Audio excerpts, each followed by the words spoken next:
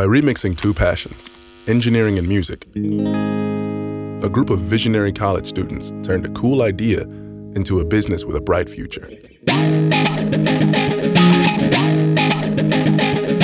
I'm giving them all the trade secrets? All the trade secrets. Yes, all of them. Yeah.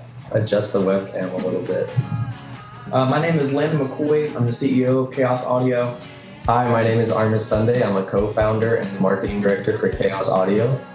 Landon, 𝙄𝙗𝙘𝙧𝙧𝙥𝙤𝙧𝙀, and their co-founders, Robert Copsey, Cameron Jones, and Tiffany Carter, have won grants and contests all over Florida, and their story is striking a chord with musicians everywhere.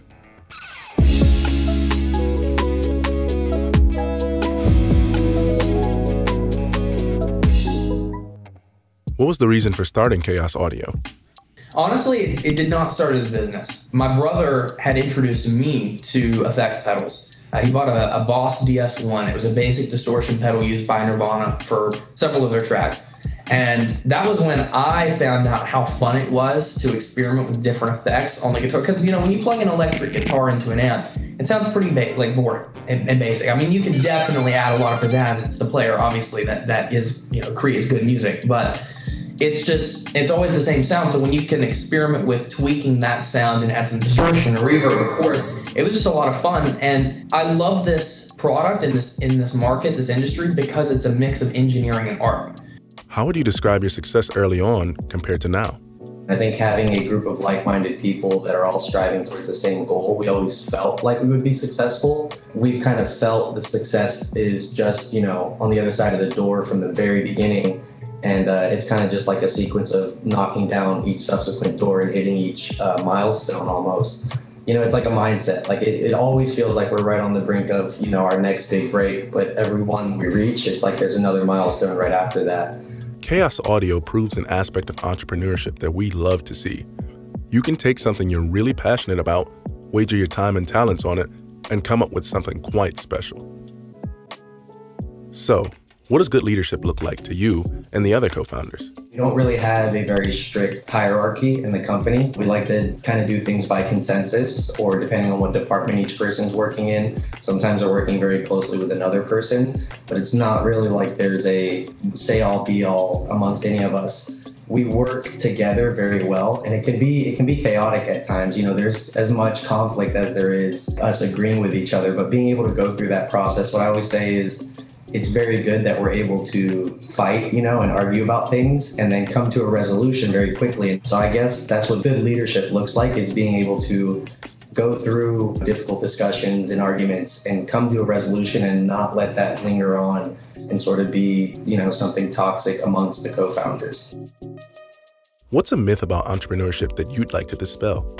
If you're trying to make something perfect, you're waiting too long to release it. Really, you just need to hit that MVP, the minimum viable product. It needs to function acceptably, right? And then you release, because that's when you get feedback, that's when you get valuable insight before you've even gone through the really time-consuming part, which is fine-tuning it. Because 80% of the work is the final 20% of the polishing.